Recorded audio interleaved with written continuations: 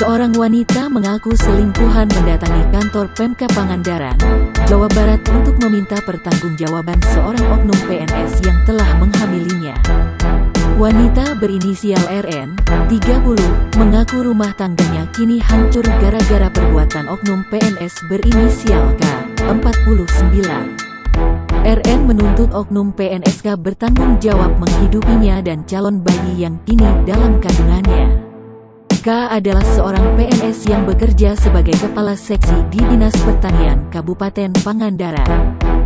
Seorang wanita membuat heboh kantor Dinas Pertanian Kabupaten Pangandaran, Jawa Barat, menuntut keadilan. Seorang ibu muda di Pangandaran mendatangi tempat kerja oknum pegawai negeri sipil, PNS, selingkuhannya.